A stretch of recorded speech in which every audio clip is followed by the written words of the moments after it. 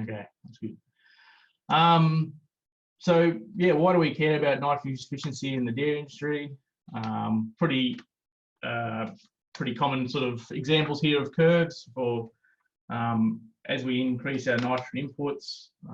There's basically only a limited amount of production potential there, and as soon as we start to maximise that partial production potential, we really start to increase our losses. So those losses are an economic cost. They're also a pretty substantial environmental cost. In dairies, particularly in this part of the world, we also have this additional issue, and this is this plot here is basically leaf nitrate versus plant nitrogen content. And as soon as we sort of get above 3.5 to 4% plant nitrogen, we start to increase our leaf nitrate in annual ryegrass. This is not so much an issue in perennial ryegrass. It is an issue in annual ryegrass and kikuyu and other fodder crops. So it's an additional consideration that sort of farmers need to take into account. That even if you chuck on lots and lots of fertilizer, and as I'll demonstrate later, you can still get increases in yield, but you really have to be careful of this one as well. And when you're getting over 4,000 ppm, you can start to have both a metabolic cost to convert that back to urea. It's then lost out the back end of the cow, and it sort of increases your inefficiency, but it also can be quite toxic. There's basically a milk penalty there, and also potential issues with animal health and abortion and things like that. So a lot of the work we did in this this project was just trying to clarify whens and the wheres of where our nitrogen is going, where's it ending up, and what are our loss pathways. And then potentially, once we understand that aspect of things, we can then target specific mitigation strategies to try and ameliorate some of those losses. So this is a pretty typical, I'm hoping you can see my mouse because I'm moving it randomly, pretty typical nitrogen cycle in the dairy industry. So in this part of the world, even though I sort of, that graph, that table I put up before was showing much lower inputs, a lot of the farmers now are using between sort of 300 to 500 kilograms of nitrogen per year on annual ryegrass kikuyu pastures. So that's our nitrogen inputs. There's additional inputs coming from urine from cows, and that's also coming from feed that's brought in and whatnot. Those, one urine patch can be equivalent to 700 kilograms of nitrogen per hectare. So they're really, really concentrated hotspots of nitrogen. Legumes, with this increased input of fertilizer, legumes are now a much more minor source of nitrogen in these areas because the legumes just can't compete with the grass. And then when we look at the losses, we're looking at basically denitrification as one of the major loss pathways.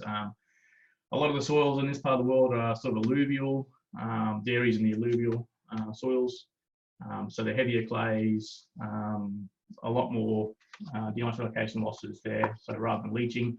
But even in the duplex soils, like we see down in Camden and whatnot, we still see somewhat similar losses through that denitrification pathway, which was quite surprising. So even though they've got sort of a sandier topsoil, we still see substantial losses via denitrification.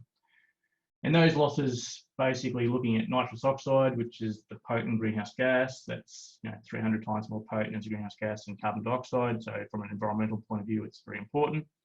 Looking at 5 to 10 kilograms, which is pretty much up there as far as Australian agricultural industries goes. But the big one is N2, and this is the main pathway of denitrification. So we're looking at anywhere between 45 and 160 kilograms being lost as N2. And that's a broad number because it's based on soil type, based on wet weather events. Most of that is occurring following heavy rainfall events. And in this part of the world, we can have sort of 5 events a year greater than 100 millimeters. The longer our soil stays saturated for, that number just increases exponentially. So you're looking at a minimum of 20 kilograms of added fertilizer being lost per rain event. But yeah, if you're basically waterlogged for 3 or 4 days, you can assume you've lost all your nitrate in your profile, which can be substantially more. Interestingly, so volatilisation is not a major pathway that we discovered under normal conditions. So under conditions where a farmer would normally go out and apply urea, it's not of great concern. We also have a lot of denitrification, of course, coming from urine patches simply because it's so much going on. But compared to how much was going on, it was actually not as much as we expect. So we're looking at 30 kilograms out of 700 kilograms. So still substantial, but sort of lower than we expected. And then a big part of this subtropical dairy stuff is what happens in the soil organic matter pool, which I'll go into in a second. Which brings us to basically mineralisation and how we account for mineralisation, particularly how that affects the right rate sort of approach. So different soils, obviously we've got different capacities of those soils to supply nitrogen through mineralisation, and that's really just tied to the total carbon content and the total nitrogen content. And so we're looking at in a 2% carbon duplex soil, about 100 kilograms of nitrogen per year mineralised, compared to almost 200 kilograms in a heavy black vertisol casino. But you can see on this top graph where we got basically, this is nitrogen supplied just doing our zero nitrogens, which we can infer that it's 100% from mineralisation. That it's not evenly available throughout the year. So we have a bit of a spike in the sort of spring. So there should be an axis on there where it actually tells us what time of year we are. But we're starting in May. This sort of peak here is in October when it starts to warm up. In this particular study, we really ran out of water here. So it's obviously it's plant growth plus mineralisation. So we've actually we're not getting too much plant uptake until this time of year just because it's water limited, but as soon as we have a huge amount of rain, we have this huge flush of mineralisation in the autumn, late summer, autumn, and then it sort of runs out of puff at the end. So this timing is very important because obviously we're chucking on a flat rate of fertiliser across there. There's a lot of time where the plants just don't need it, and it's just going to go to waste. Yeah, and this, we're looking at around 2% of our total soil nitrogen. So we've got about 9 tonnes, up to 9 tonnes of nitrogen in the top 30 centimetres in these soils, and about 2% of that is mineralised annually at a very rough number. So one of the key experiments we did here was we used 15N traces quite a lot, and we wanted to look at both that sort of intermediate to short mid-range recovery of nitrogen, how fertiliser addition impacts mineralisation. So we did this study over 3 grazing cycles, which was 60 days, and we added 15N urea at the start, and then we did 3 recoveries over that time.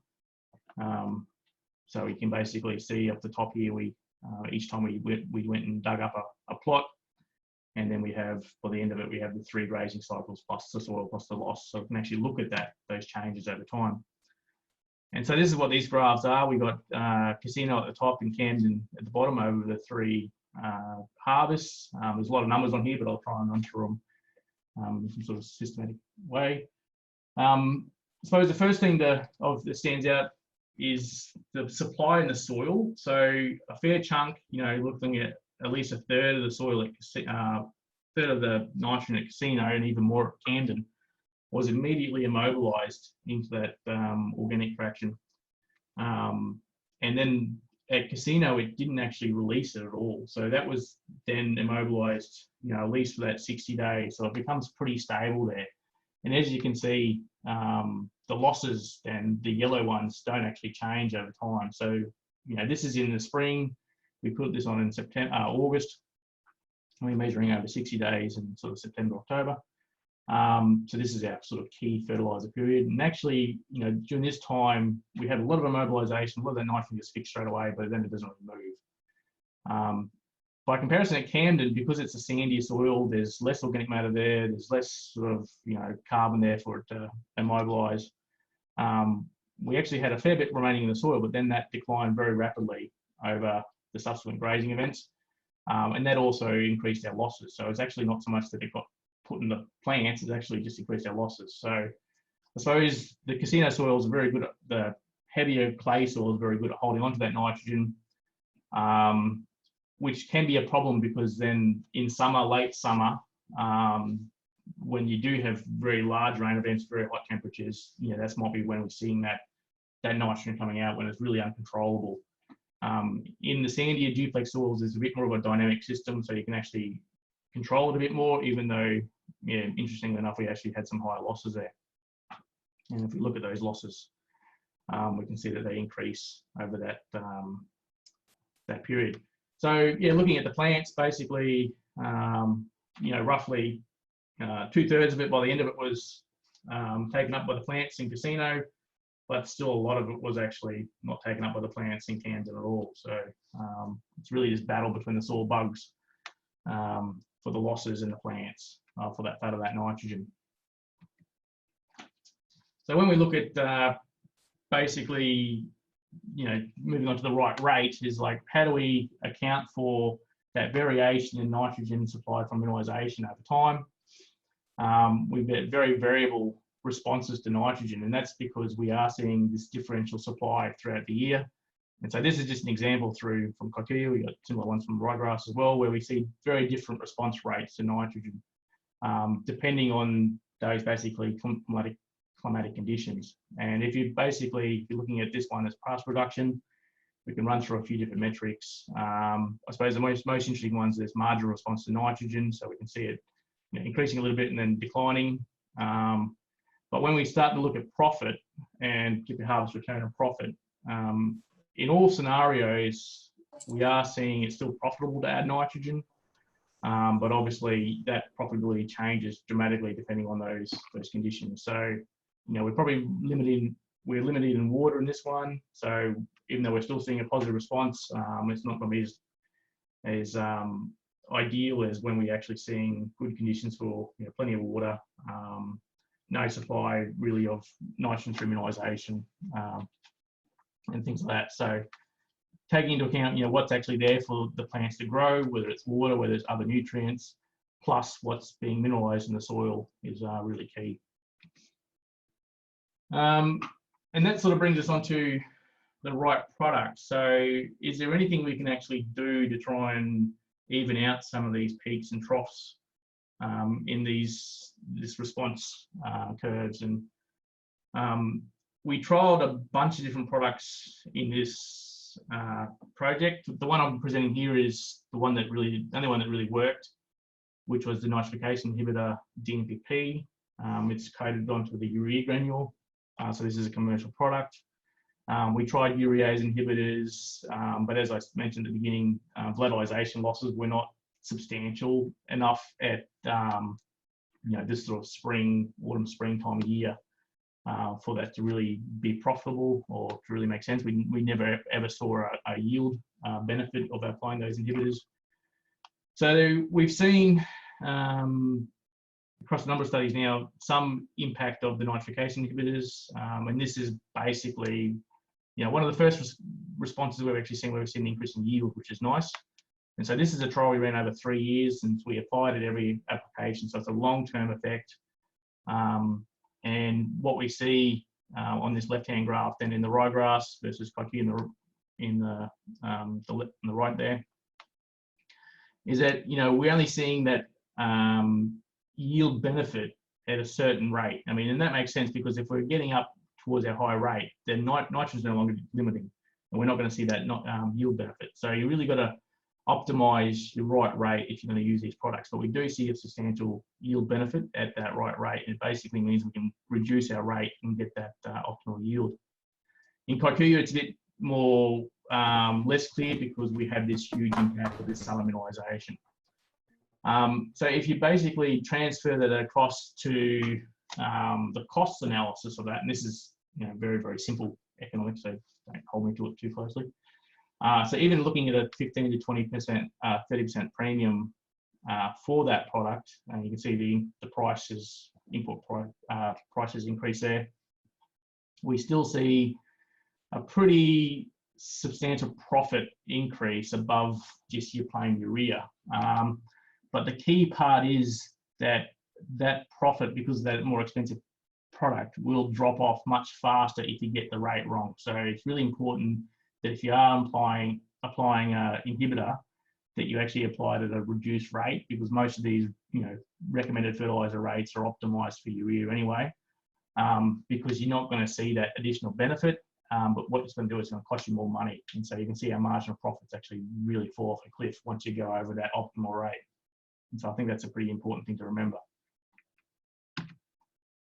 So a bit of the science behind it, I suppose, why we think this works with this particular product, this DMPP product. So this is actually N2 emissions. And apart from the yield, we've also seen sort of concurrent research in different aspects of the nitrogen cycle, which demonstrates the same thing. So we're relatively confident in this product. So we're looking at the N2 emissions. We actually saw a 3.9-fold reduction in N2 using the DMPP. So this is following a large rain event. We also saw a pretty big increase in soil immobilization. So that's why we think we're actually seeing that benefit, is actually not so much that it's impacting the fertilizer directly, but it's actually just retaining more nitrogen in the system, which is then basically mean there's more available through mineralization. And as you can see through this study on the right here, where we actually did a recovery over a whole year, the difference we see between using urea and say even a half rate of the DMPP is that we see a massive reduction in the losses, so a disproportionate reduction in the losses. So we can increase our yields. In this case, it was 31% using the equivalent rate. But if we actually combine that with a reduced rate, we can get similar yields and really substantially reduce our losses. So sort of summarizing this up in a nice sort of schematic, we're looking at the right time where we balance the soil nitrogen with the plant end demand. And in this area we have, in this part of the world, we're planting in June. Plants are very small, there's not much going on, very little nitrogen uptake, so you actually see very little nitrogen demand. So this is actually the response on the y-axis here, biomass response to added fertilizer that we see throughout the year. This is actually over 2 years, so it's a bit, but just to make it clearer. And what we basically see then is, very little slow demand at the start, not surprising, the ryegrass is just coming up. We hit this peak demand period in sort of winter, spring. As I showed previously, there's actually not that much losses in this time of year for that. So, probably high demand, not much losses. So you could potentially add a bit more then. But as you get into summer, not only your losses increases because you have more of these rain events, but also there's a lot more mineralization. So our plant demand is actually decreasing for fertilizer nitrogen because it's getting a lot more from the soil. If we have large rain events, we can run into a bit of a nitrogen deficit, because if you have a big flooding event in late February, you can actually run out of nitrogen. So that's a consideration you take. And then we get back into this sort of ryegrass period, so low sowing again. So this is basically, where we need to target our nitrogen. And hopefully by, using something like a product like a DMPP or something, we can also try and level out some of these peaks and troughs. So quickly to summarize as we go over time, we did a lot of stuff on irrigation, but the irrigation, as long as you're avoiding going over ET, so you're not saturating your soil and over irrigating, there's very little impact on actually how much you add at once. But what has a big difference is those prolonged rain events, and that's particularly around the denitrification. Mineralization during summer can supply most of their nitrogen requirements, but there are really high nitrogen requirements during the ryegrass season, and that supply of mineralization is just not enough to keep up with that. So certainly adding more fertilizer during that time of year makes sense. In general, EEFs are variable. So urease inhibitors would say we're limited under normal conditions. Don't go out and apply urea when it's really hot and 40 degrees and blowing a gale. But it does look promising for the nitrification inhibitors. But it needs to be combined with the right rate, otherwise you're not going to see that profitable benefit. And there's just some outputs from the project. And there's lots of thanks to Dairy Australia and More Profit for Nitrogen Program and the Australian Government for funding this. So any questions, I suppose, Marguerite?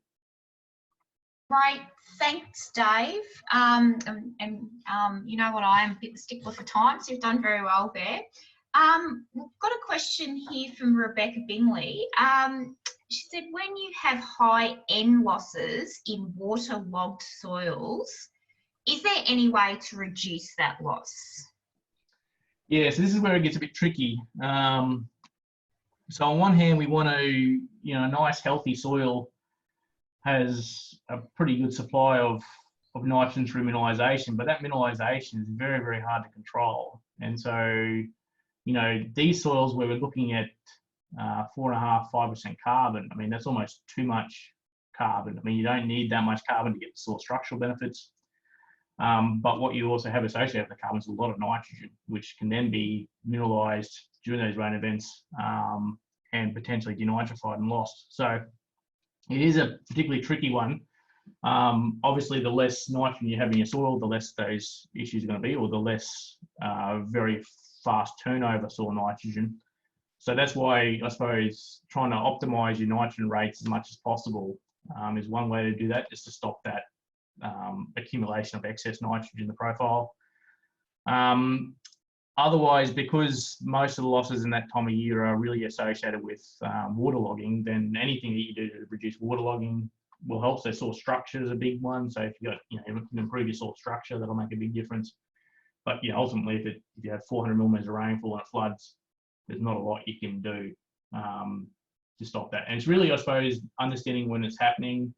Don't apply sort of nitrogen beforehand because you're just going to lose it, particularly if it's in the nitrate form. And potentially be aware of that if you do have a big event like that, you might actually run into a nitrogen deficit afterwards because you've actually depleted your profile. And the worst one is when you basically have this wetting and drying cycles where, there's pulse rain events where a system comes through for a week, it rains for a few hours, the water just soil drains. That allows basically an aerobic process in the soil to convert the sort of organic matter into ammonium and then to nitrate, and then you have another rain event and that floods it again, and that it extrapolates those losses. So if you just have one single event where it just stays flooded, it's not so bad. That's what rice systems do. But as soon as you get that sort of pulsing event, that's when you start to lose those losses really start to increase. Okay, thanks, Dave. Well, there's just another couple of questions. I'll go to Ian's first that relates. He's asked, Ian Levitt has asked, and he's part of the sugar team with DAF, could coated fertilisers help with waterlogged soils? Yeah, so I did a study in the previous trial, and it has to be the caveat that was probably pretty early on in the coated fertiliser aspect of things. So the coating cracked and we had this huge release of nitrogen all at once, and it made things much, much worse. So you have to be a bit careful, I suppose, in that, if you are using coated fertilisers, that they're stable. I mean, you've got to remember that this is surface applied in a dairy pasture, so you've got heaps and heaps and heaps of carbon, you've got heaps of microbial activity, you've got heaps of things attacking it all the time. So I just don't know how stable they're going to be. It's the polymer coats, because they're not really protected in the soil or anything. And then of course there's a potential that they'll all wash away and just float off, which is a big one as well, which is, you don't want to get in the waterways. Yeah. So look, we did look at that and we considered it. Well, if you can save time on application, so you only have to apply every 3 months rather than every month and things like that, but I still would be hesitant to recommend polymers. Okay, so just a couple of quick answers here to these questions. This is from Oksana, team member of the Melbourne University team Advanced Technologies in Dairy. So with regards to N2 data, how did you obtain your data, and did you measure N2 flux in the field, or was it a lab experiment to predict N2 flux? Yes, we use the 15N gas flux method. Johannes Friedel is the expert there, so I would probably refer to him to answer any questions there, but we did measure in the field and we used the 15N gas flux method. Okay, we'll talk about Johan. He's thrown a question in here. I don't know whether you've planted this one for him, but given the high variability of denitrification losses we saw over the project and still limited availability of data on these N loss pathways, what's your opinion on how these N losses are represented in models like Decent or Dairy Mod? And do you see any significant research gaps there? Yeah, so this is something I suppose others in the program have been focusing on.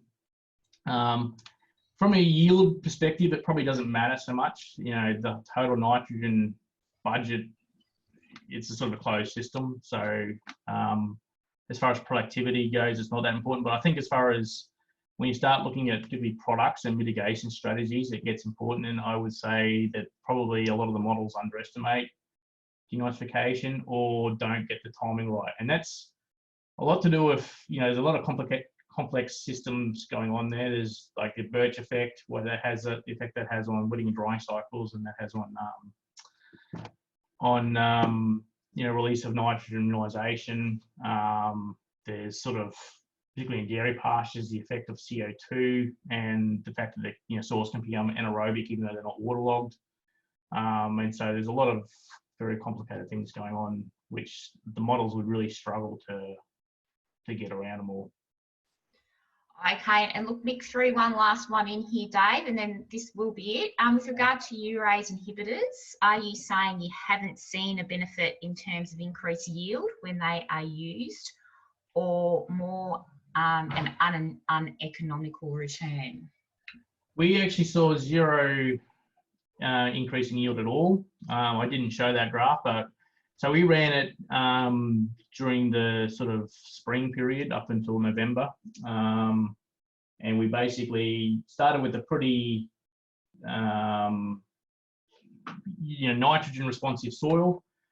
So we were sort of hoping that if we did see a saving in the urease inhibitor, we should see a response. We applied it with our irrigation in a way that we sort of hoping to optimize losses, but we didn't see any yield differences at all between that and normal urea. We never got this really stupid conditions that you see sometimes following fronts. So, you know, we didn't get 40 degrees and, you know, 50km/h winds and for days and days and days under that trial. So that's why I say under sort of normal field application conditions for fertilizer this time of year, we did not see a response in yield at all. Great. Okay, thanks, Dave. We'll have to leave it there. Look, there are a couple other comments there, a question there from Cameron Gooley, but what we'll do is we'll make sure that we'll set up a bit of a question and answer sheet that comes. I'll pull that together and give the presenters an opportunity after the session to answer any questions that we didn't address, and I'll get that out to everybody, a bit of a question and answer type sheet to all the participants. Okay, so we're now moving on again with dairy, again another final report.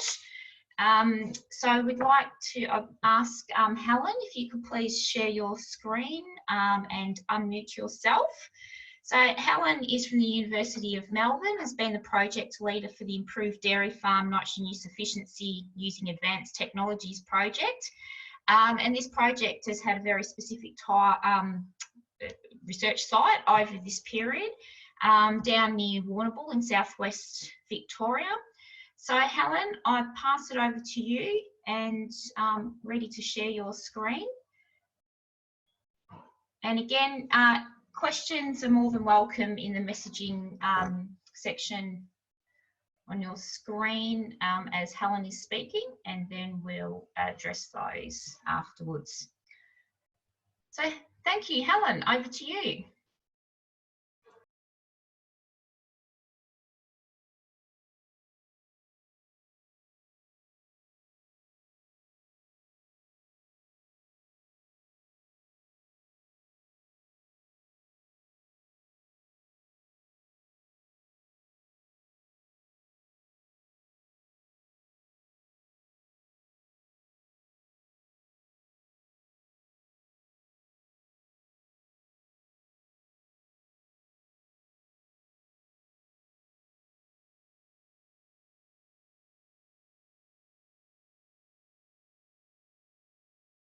Margaret, you're on mute.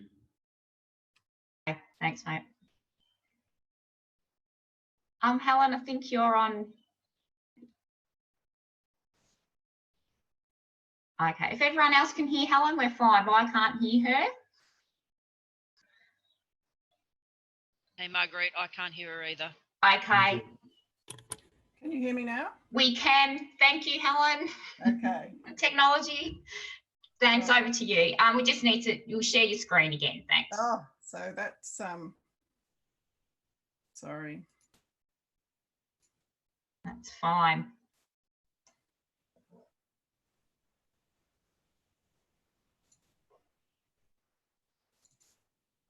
Okey-doke. Okay, we're getting there. Thanks for everyone's Can you patience. see my presentation now?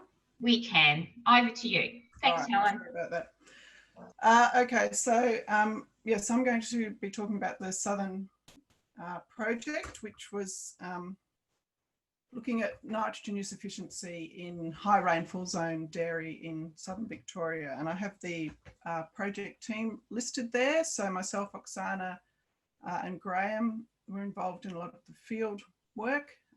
Yong Lee is our modeller. Manish and Dong were all from the Melbourne School of Engineering and provided the advanced technology component of the project as well. We also had assistance from Donna, Arjun and Delhi in the program. And this project is supported by the Government Department of Agriculture, Water and Environment, and also Dairy Australia and the University of Melbourne.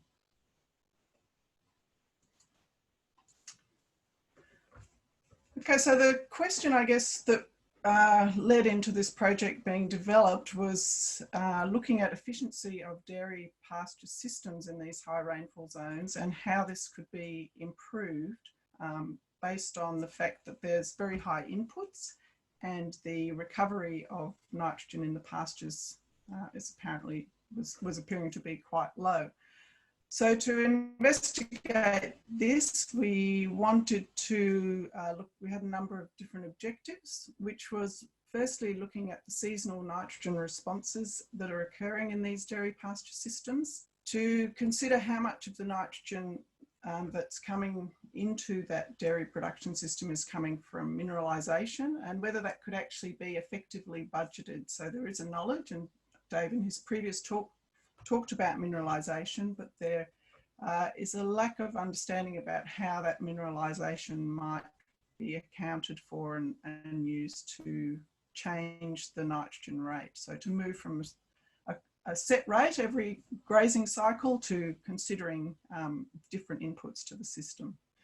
So as part of that understanding mineralisation and fertiliser balances, we wanted to look at what actually happened to any fertiliser that was applied into the pasture systems. And then look at what the source of nitrogen was for pasture nutrition, so whether it was coming from the fertilisers or whether it was coming from the soil and how that might change over time.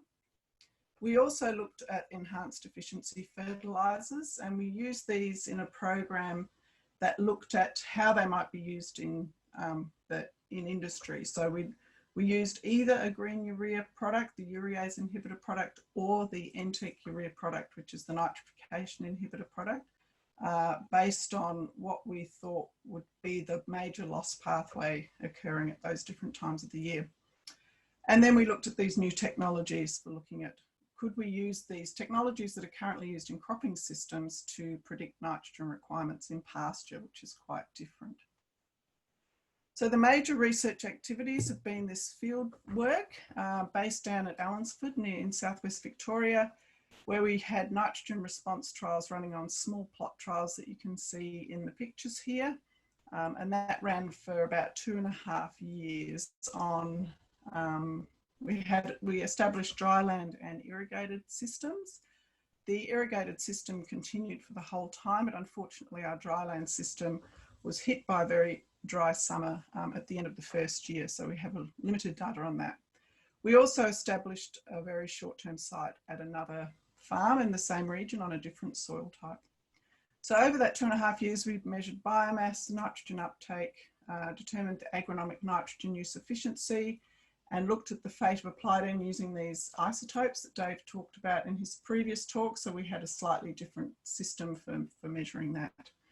And then these bottom two images are showing some of the technologies that we use to try and make predictions of pasture growth and nitrogen requirement. And then we did a bit of modelling as well. So to predict the nitrogen supply from mineralisation, that was a major part of our project. So we had Yong Lee working on that. And we also did some laboratory work to try and pick up this N2, N2O ratio that Dave talked about before. So looking at our nitrogen responses, the graph on the left is showing dry matter production averaged over each season for all the years of measurement. So what we're finding, and sorry, the data I'm going to present is from the irrigated site, because that was the site where we had that multiple years of data. I will refer to the dryland site sometimes, but unless I specify it, the data is presented for the irrigated site. So therefore we're seeing a good response in summer because we've got the irrigation. We're seeing also strong responses in spring, and then they are dropping off slightly in autumn and winter. But we still are seeing this response to nitrogen when we're averaging across years and across this whole season. So what we have noticed is that in autumn we get a very different response depending on the particular harvest, and depending on whether we're looking at coming into the autumn break or whether we're looking at combining March, April and May harvest data. So I'll look at that in a minute. So with that nitrogen dry matter production related to nitrogen rate, we've also calculated the nitrogen use efficiency, which I've just defined up here as the kilograms of dry matter in our fertilised treatment, less that from the control over the nitrogen that's applied.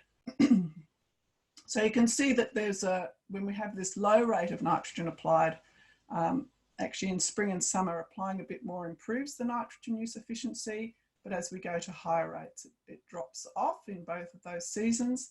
And then in winter and autumn, because we're getting this lower response, we have a drop in nitrogen use efficiency as our nitrogen rate increases.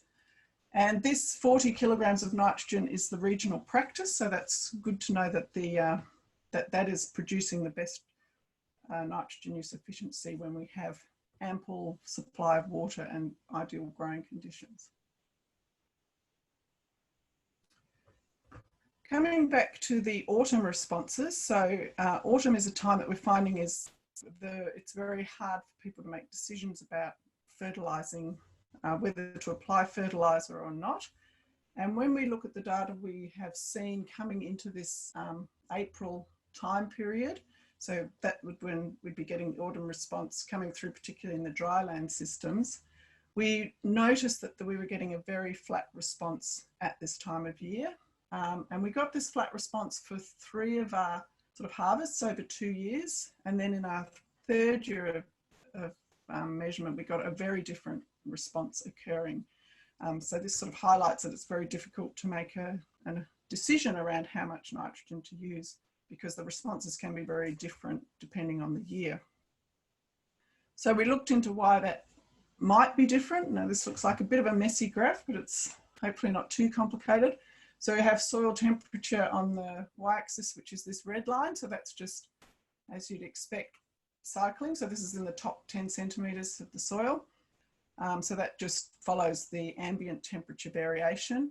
And then we have soil moisture at 0 to 10, which is this line, 10 to 20, and 20 to 30 centimetres.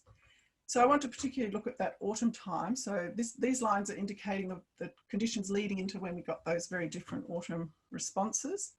And you can see that at the start of our experimental time, the moisture contents were quite low because there were some issues with the irrigation. So we have low water throughout the whole profile, which explains that poor nitrogen response.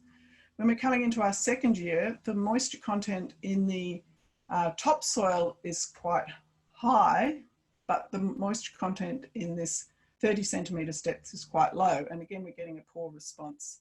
And the difference in this, why we might have got this high response in this 3rd year, is because our subsoil 30 centimetre moisture has increased, but the surface moisture is actually a bit lower than these previous years. And so at our highest rates, we get these very different nitrogen dry matter production based on that. So the management of water leading into that autumn period seems to be key for nitrogen responses. So it's balancing having enough water in the system with not having too much water coming into the winter that those sites become very wet. And this moisture content is having an impact on the amount of nitrogen available from mineralisation and how well the pasture can use that nitrogen based on the growth and the growth conditions. We're looking at the mineralisation, and this is some work that Yong Lee has done, and he modelled for 20 years the mineralisation that would occur from the site where we were testing, so based on the soil conditions and the climate, past climate. And we see this pattern where we get high levels of mineralisation through the summer when it's warmer conditions and under this system with irrigation, and then dropping mineralisation through these colder time periods and increasing again up through spring into summer. And in the dryland system, we similarly get this, we get a very similar pattern to what we see in the irrigated system, but the summer mineralisation is a little bit lower. And so what we can see here is that over a year, we might get 180 to 200 kilograms of N per hectare coming out of the soil, which in our systems is a bit lower than what Dave reported, but it's about 1% of our organic nitrogen pool. And then if we think about, say, the autumn break, you might get around 20 kilograms of nitrogen being mineralised in that month leading into autumn. The drivers for this soil nitrogen coming from mineralisation are dependent on the nitrogen rate, so how much nitrogen we've applied at each fertilisation time. And in terms of how much is going to occur in autumn, it depends on the temperature through the autumn and the soil organic carbon content. In terms of how much nitrogen might be available at autumn from the summer mineralisation, then that depends on our past rainfall and the past temperature. So under summer dryland, in the dryland systems, under summer, we need some moisture to kick along that mineralisation. But if there's a lot and you get a lot of pasture growth, then that pasture is obviously going to remove that nitrogen from the profile. So it would have less there available at the autumn break. If we look at the source, so we know mineralisation is occurring. So that soil source nitrogen is there for the plant to take up. And using that 15N technique Dave mentioned before, we looked at how much nitrogen that the pasture actually took up came from the fertiliser that we applied and how much of it came from the soil. And we measured this over multiple harvests from the same site over 8 to 12 months, depending on when whether we'd applied it in spring or in autumn. And what we're finding here is that we're getting more than 65% of that nitrogen is coming from the soil nitrogen pool. And the remainder coming from the fertiliser. So the majority of the nitrogen is coming from the soil, but this doesn't mean that we can actually just drop off fertiliser use because we need to keep building that soil reserve of nitrogen. If we look at what happened to the nitrogen fertiliser that we actually applied, we can look at the percentage recovery of that nitrogen. And this is the percentage recovery in the pasture. So every harvest that we did, so we harvested as we would be grazing. So we had 1 growth cycle, 2 growth cycles, 3 growth cycles, and then 4 to the very end of our 8 to 12 month period. We can see that most of the nitrogen from that fertiliser is coming out in the first harvest. So that's taken up by the pasture. We get less coming through in the second harvest. And then it drops off and then slowly trickles out of the soil over time. And we continue to pick up a little bit 12 months down the track. So that after that 8 to 12 month period, we're picking up close to 40% of the applied nitrogen is being recovered in the pasture. So highest recovery in the first growth cycle, as you would expect, and then it continues to come out and be taken up by the pasture over time. If we look at what actually happens to the nitrogen, so we know we're getting that recovery in the pasture, but where's the rest of it going? We find that we're still getting some retained in the soil. So this is the autumn after 12 months and spring after 8 months. Our total recoveries are up around 70 to, in this case, almost 90% is recovered. with around that 40% recovered in the pasture that's removed, and then the remaining 30 to 50% recovered in the soil.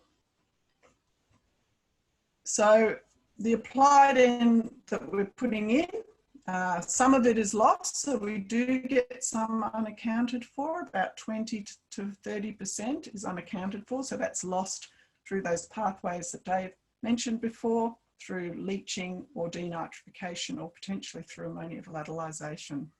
So when we're looking at 8, because we know that it won't be utilised by the pasture in that way, and that we're having mineralisation, we need to think about, when you put the nitrogen out, what's the risk of nitrogen loss? Is it higher at that time, and therefore should that be avoided? Or is it lower, where you can possibly build the nitrogen pool a bit more? We also looked at a couple of, or 6 other soils. So we got these microplots, and we tested over a few months what happened to the nitrogen that we applied. Carbon contents, this one very high organic carbon in this little soil. But we have about 30% recovery through the spring, summer period, and these are under irrigation as well. And slightly more recovery occurring in that autumn period. And the losses the recovery that we're getting ranges from about 50 to 81%. So these soils are all under the same environment. So the differences occurring here are due to the differences in the soil properties. But we still have a lot remaining in the soil for use later on. If we look at N2 loss, then we can, this is a combination of laboratory and field work. So the graph on the left is showing our field-based N2O measurements that we just did every now and then to sort of get a handle on the N2O loss. So in this system, we've got 2 different rates of 40 kilograms of N, which is the standard, and the higher rate used, and also our no nitrogen rate. So after fertilisation, which would have occurred here, at time 0, we get this sort of flux of N2O emissions, and this is through the autumn time. In the lab, we measured the N2-N2O ratio. So in the field, we can measure N2O relatively easily, but N2 is harder to measure, and you need to use these isotope labeling techniques. If we look at 80 differences in moisture content, so we know denitrification occurs when it's wet, and we know that if it gets wetter, the push in denitrification is to N2 instead of N2O. So if we have 100% water-filled pore space, so the soil is saturated, we can have this big difference in the N2-N2O ratio compared to when the soil is not as wet. So this means if we, this comes back to some of the modelling uses a standard ratio, we need to consider that actually under these conditions, we will have potentially much bigger nitrogen, dinitrogen gas losses under these wet conditions. Just looking at the new technology. So this is one of the technologies that was looked at, was could we use these hyperspectral or multispectral imagery to predict pasture nitrogen responses? And in pasture, it's much more complicated than in cropping because of the, you have a variability in species within the pasture potentially, and differences in leaf architecture. So the engineers tried a couple of different indices, and they found they could have a reasonably good prediction of biomass and canopy nitrogen with these 2 different indices that they measured. And they also measured over time. So after we'd done the harvest, they measured these indices at different levels as the pasture grew up to the final 3-leaf stage where we cut it. And they found that they could get the best response that they could get in terms of predicting what the growth might be was when they measured at those intermediate growth stages. So just finally, the key messages. So what we found in this project, that was the pasture nitrogen, so the nitrogen actually taken up by the pasture seemed to come primarily from the soil fields. And that nitrogen fertiliser wasn't used. We did have some loss, but a lot of that remained in our plant soil system over time for use by the pasture. So if the soil is supplying nitrogen for the plants, we need to keep building that nitrogen stock to a level where it can continue to supply that nitrogen. We don't want a system where we have the soil nitrogen stocks being mined by excess removal from the organic pool. Mineralisation supply has this seasonal pattern, and Yong has developed a calculating tool that can be used to predict this reasonably well and add that into the nitrogen budget. Our recommendation is to avoid times when we know there's going to be high end losses, and when there's low end losses, we can then build that pool a little bit more of nitrogen for use later on. The water management is an issue, particularly at the growing season margins. So optimising nitrogen pasture growth to best utilise that nitrogen is an important consideration. And these remote sensing technologies are showing some promise for predicting nitrogen needs, but need a little bit more work. So the results that we've found, we've contributed to updating the BMPs, which I think Richard might talk about, particularly around the autumn break nitrogen management. We have looked a little bit at enhanced efficiency fertilisers. We did not find any productivity benefits, but we did find that there were some changes in the nitrogen immobilisation, as Dave reported. And yeah, seasonal mineralisation in the BMPs as well. We're also developing this tool for mineralisation for that particular region, and we've sort of had a proof of concept of these remote sensing technologies. And that's the end, Marguerite. Great, thank you, Helen. I've just had a few questions. We had a bit of static going on in your presentation, unfortunately, but I think we overcome those bumps a little bit with just for very short periods of time. Yeah. So we've got, we do have a question from Rebecca again. So thanks, Rebecca, you're contributing well. If we're getting lower mineralisation in autumn, how much N should we be sowing with seed? So be interested, Rebecca, just if you take yourself off mute, just quickly, just let us know what region you're in. That might help to give us a little bit of context to your the industry you're talking about and your region. So I'm based in Northeast Vic. Okay, Helen, so probably a little... So what's the question? Is it in pasture systems that you're talking about, Rebecca?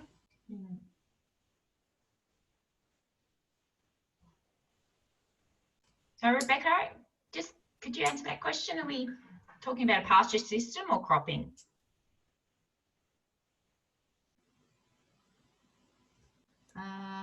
Yes, pasture systems based in Northeast Vic. Sorry, her mic isn't working. Okay.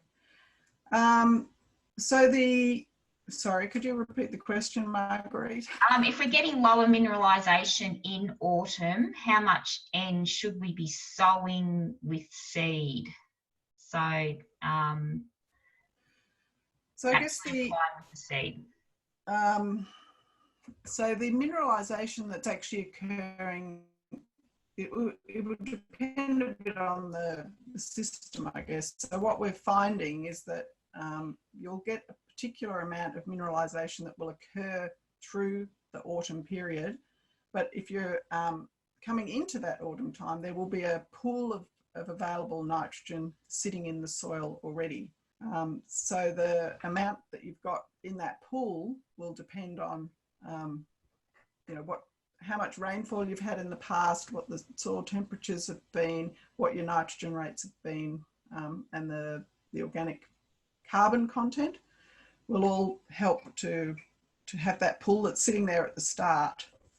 So it's a little bit hard, I guess, to answer that question without knowing the system, because we can make a prediction of how much nitrogen might be there and a prediction of how much might become available, and that would help to determine that.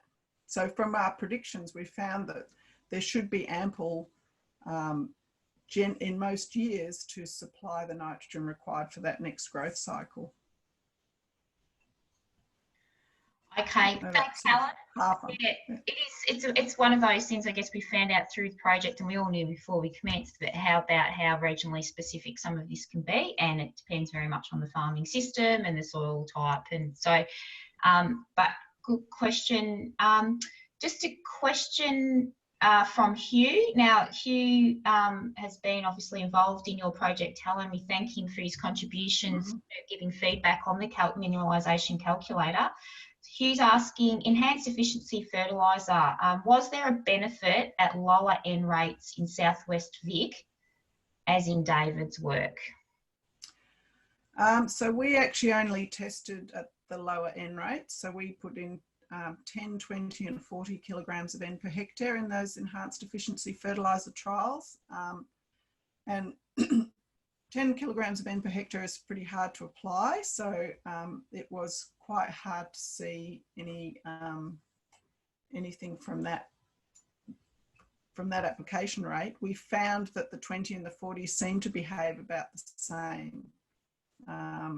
So you could potentially drop the rates of nitrogen with or without the enhanced efficiency fertilisers in some of those harvest times. So we didn't, what we were hoping to see was a clear relationship between, you know, if you dropped your nitrogen rate to 20 with the enhanced efficiency fertilisers, you'd get as good productivity as you did at 40 kilograms per hectare with the straight fertiliser. But we didn't necessarily see that relationship. It sort of mixed up, and we got equal with or without the inhibitors through those times. So, but under this system, because we're irrigating, ammonia volatilisation isn't going to be big, and that's what that urease inhibitor targets. With the nitrification inhibitor, similar to what Dave said, we didn't pick up we only picked up a biomass benefit once in a winter time. But we did find this improvement in the amount that was found in the soil. And I think that we had a little bit of improvement in the amount that was actually taken up by the plant from the fertiliser with the nitrification inhibitor. But I agree with Dave's comments that you do need to drop the nitrogen rate if you're using these in any big capacity. Right. Okay. Look, thanks, Helen. I'll just we've got one more question here, and then we have a few comments. We'll leave those. Like I said, we'll address those through some follow-on information out to everyone. Just from Paul, what about using different sources of N, not urea, at those times where there are high losses of urea? So he's talking about MAP and DAP and a few other different sources. We didn't look at those. I suppose with in the irrigated system, the main loss from urea is going to be through the ammonia volatilisation, and we have picked up that in other pasture systems that weren't irrigated. But in these irrigated systems, if the irrigation is working effectively, then there shouldn't be much ammonia volatilisation loss. I haven't looked into using those other ones. I suppose if you've got anything that's got a nitrate in it, that if you use it at the wrong time, you would have risk of nitrate leaching, depending on the soil again. Yeah, but I haven't looked into those. Potentially you could, if you could identify the major loss pathway. Okay. Look, great. Thank you, Helen. And thanks to also your team, obviously Graeme Ward and Oksana and Yong as well, and all their inputs and the students you've had involved in a lot of their engineering and advanced technology side of things. So thanks to the team and to all the Southwest Extension people, or the service providers. There's been a fair bit of collaboration there. So thank you very much to all of those guys. Okay, now we're over to Richard, and Richard's got organised in the background, which is fantastic. So Professor Richard Eckard from the University of Melbourne, who's been leading the team, what we've just generally been calling them the modelling team, but really provides a good umbrella project for the dairy industry, and so has been working very closely with both Dave and Helen's teams to undertake this modelling. So Rich, I won't say much further. We'll send it straight over to you, and thank you. And again, questions for Rich as you go through the session. Thanks, Rich, over to you. Great, thanks, Marguerite. I presume you can hear me okay? It's all good, Richard? All good to go.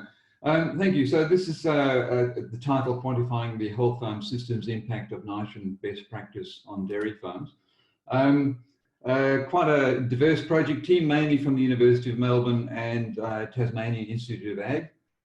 We've had some changeovers. So Andrew Smith has left to join Eckard, and we've had Rochelle Meyer working with us, Karina Marsden from Bangor University as a Marie Curie Fellow, Esme Deleuve from Wageningen University did her Masters with us, and I'll talk a little bit about Esme's work. And then the Tasmanian team, Richard Ronsley, who's left to join Fonterra, but we're hoping to get him back one day, Karen Christie, who's online, and Matt Harrison as well.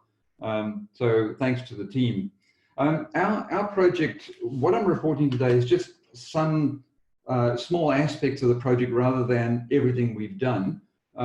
We've completed a number of studies where our task was to look at the best practices for nitrogen fertilizer in the FertSmart dairy guidelines. These are practices we wrote 20 years ago or more, showing my age. And we were steadily going to work through them to try and underpin them with whole farm systems modeling using the dairy model. So we picked a number of sites, and we've slowly gone through rate, source, timing, placement, formulation, and those are contributing to updates to the guidelines. So I'm just reporting on a subset of the work that we've done, where we've looked at the rate and source and timing, and then looked at losses. And then Karen Christie did a quick study looking at ammonia volatilization and nitrate leaching, and what are the key drivers, and how are we predicting those in the model. So we used some of our simulations that we had, one in particular at Ellenbank over an 18-year period, where we applied different rates of nitrogen, as you can see there, in winter, spring, summer, autumn. These are rates that are based on a previous study that Karen did, where we looked at letting the model tell us over an 18-year period what was the optimum rate of nitrogen to apply in each month. In other words, the rate that gave you 90% of maximum yield. And that's where the 20, 40, 40, and 10 came from. Then we looked at how this related, how volatilization was related to various environmental variables, how leaching was related to various variables, and in the soil nitrogen concentration. In this particular case, if you're looking at the graph there, we've got volatilization on the y-axis, and we've got temperature across the x-axis. And what we've got is the concentration of nitrogen in the soil surface as the size of the dots. So the blue dots are low concentrations in winter, low concentrations in autumn, but high in spring and summer. And what we're finding here is increase as temperatures increase. As we understand, volatilization does increase. Except in summer, we didn't see a great response, but one would argue it was warm all the time through summer, and so the response was generally high with higher concentrations. And if you took out those two top observations there, pretty much there was no response to temperature in summer. It was just high enough for high volatilization. But the size of the end pool did work out quite significant. As you can see, temperatures in autumn, and which is the yellow, and the orange in spring, temperatures are about the same, but the size of the soil surface nitrogen pool was greater in spring, so we saw greater volatilization. In terms of nitrate leaching, we understand that this is a waterborne process. We understand that the higher the rainfall or the higher the drainage, the more nitrate leaching you're likely to get. But again, here we saw greater losses in winter and spring, which is what we'd expect. When rainfall is higher, you're getting more drainage through the soil than in the summer and autumn period where there's lower drainage. Here's a graph of leaching versus drainage, just to show the point that obviously in spring and summer, when we had drainage with higher concentrations of nitrogen, we got higher leaching losses. So we know that that's the risk period. What we did find in the model, though, is that it's the loading of nitrogen that comes in the autumn that results in the loading of nitrogen in the winter and spring. And this is similar to the work that's been found in New Zealand. So just to summarize this little part of the study that Karen did, if you're concerned about volatilization as a loss process, the idea is to reduce the loading. Most of it in this particular study was coming from urine rather than fertilizer itself, because it was a grazing simulation. And we found that the loading of urine plus nitrogen fertilizer in late spring to summer was resulting in the highest volatilization. The same with leaching. We can manage drainage to some extent, but we can mainly manage in-loading. And so the in-loading on the pasture in the autumn through to the early winter period, that's the in-loading that then moves down through the soil and starts coming out as leaching in the late winter and spring period. And so managing that autumn loading, or getting the effective urinary plus fertilizer deposition loading lower in the autumn, will reduce the losses later in the season. So that again is just confirming some of the best practices that we've built into the FertSmart guidelines. This modelling won't make a fundamental change to what we have in there. It just confirms that what we're saying there is correct. There was another study that Matt Harrison then took on around mineralisation. Can pasture yields be increased by capitalising on seasonal trends in mineralisation or immobilisation? And Matt was asking questions like, what's the effect of the timing of nitrogen application on mineralisation in pasture growth? In other words, what happens to that nitrogen we apply late in the season in November, December, if there's no uptake by the plant, if it's too dry for pasture response? Can that contribute to immobilisation and come out later in the season? So have we wasted that nitrogen, yes or no?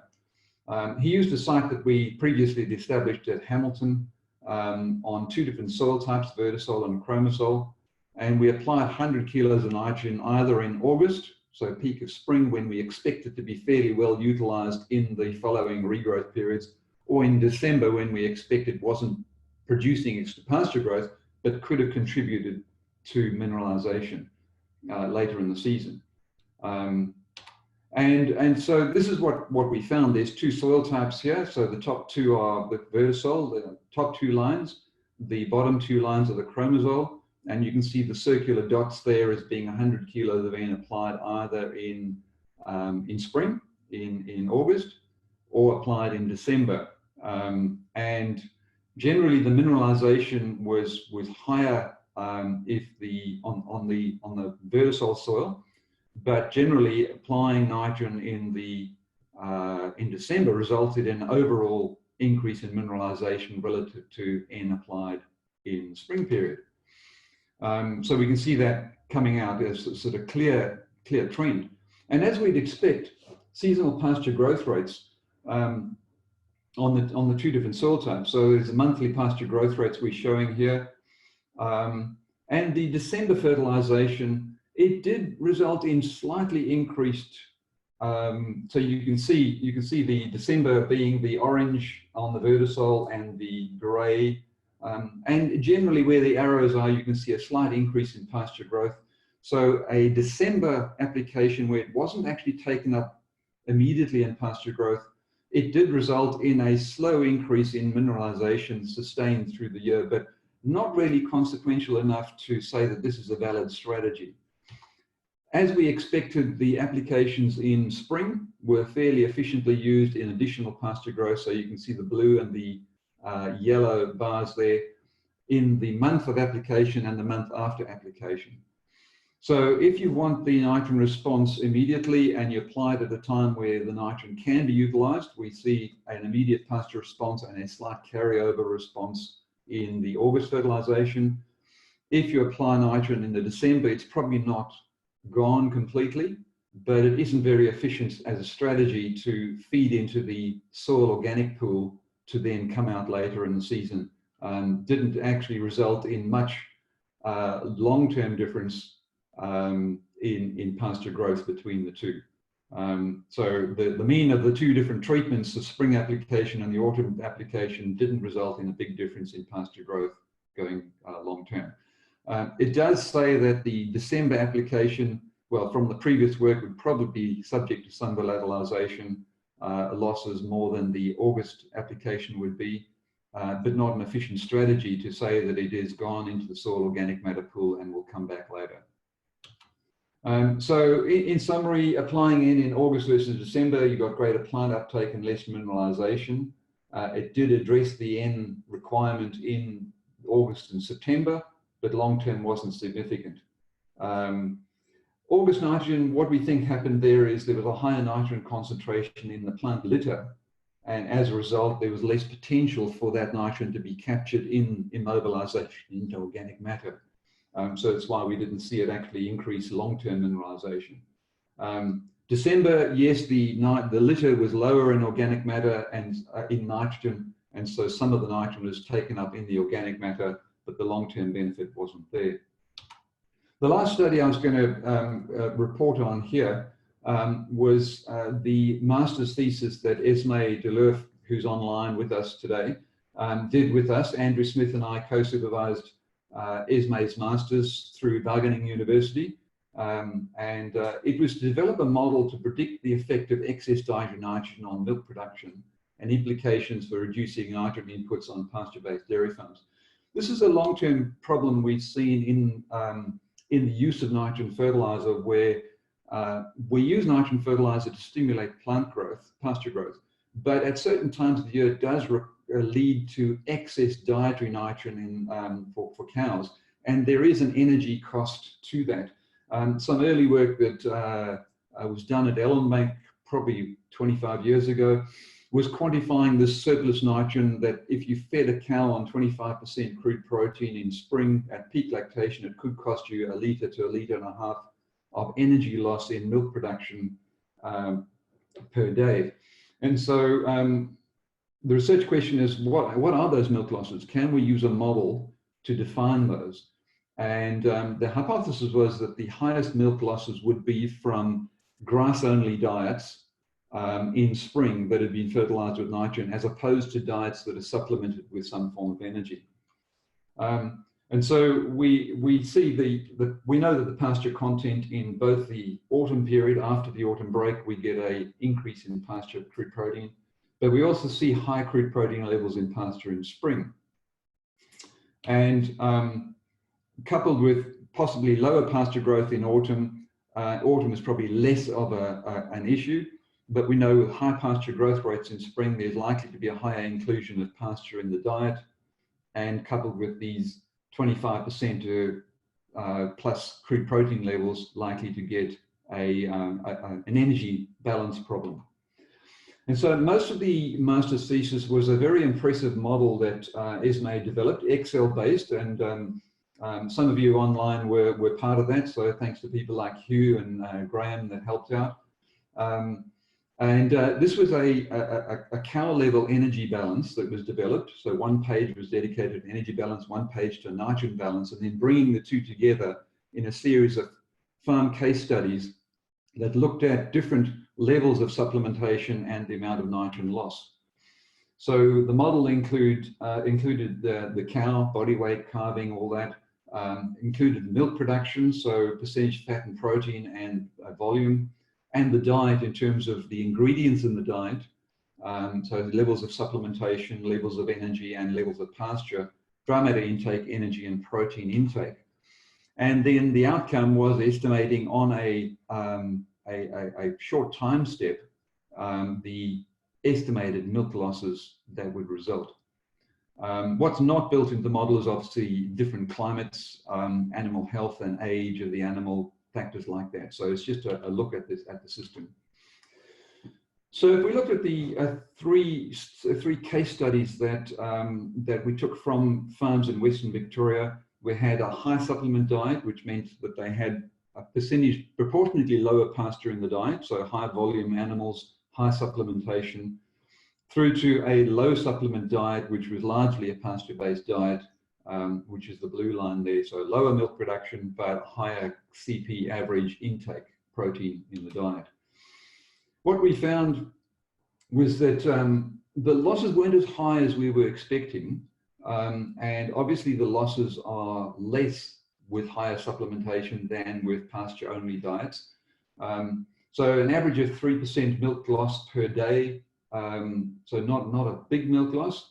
The highest losses were for diets with highest proportion of pasture, and that's pretty obvious because the cows, the average diet they're getting then is based on the crude protein of the pasture, not based on the crude protein of pasture plus supplement on average as intake. And the highest nitrogen use efficiency in the animal was where there was the lowest pasture in the diet. So obviously we're managing to balance the metabolizable energy to crude protein in the diet.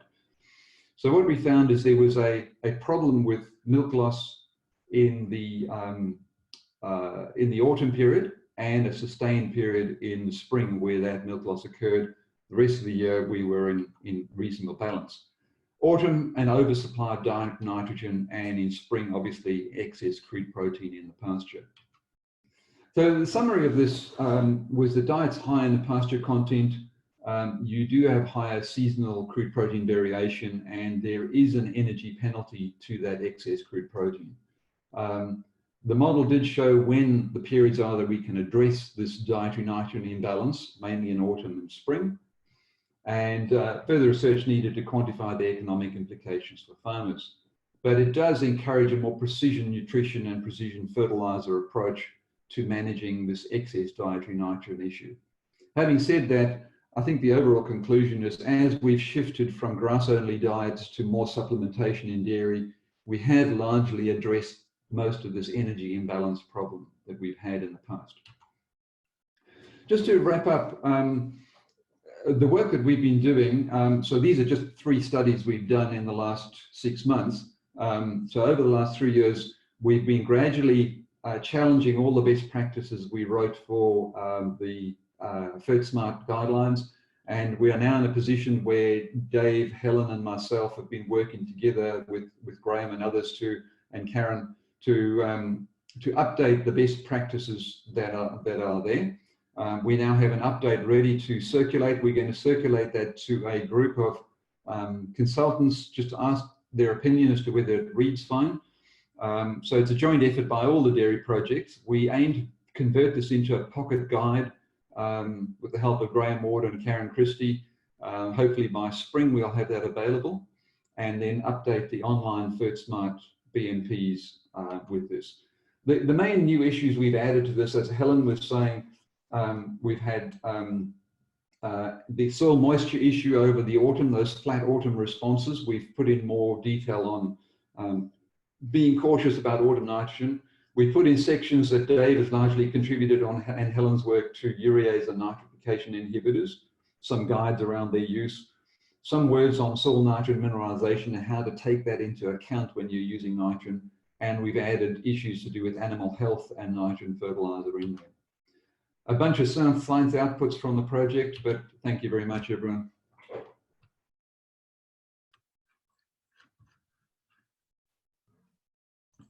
Marguerite, are you there? Yeah, I am. Sorry, I just wouldn't come off. The video wouldn't turn up. So thanks, Rich. And we've actually not got any questions for you, so you might be let off lightly here. But it has been very important that your project has been sort of working very much in collaboration with the other 2 projects, and they've been able to sort of collect that on-ground data. And I guess it's always important that the more data and input that we have into a model like Dairy Mod, the more useful that we can make a tool like that for an industry, and in this case for the dairy.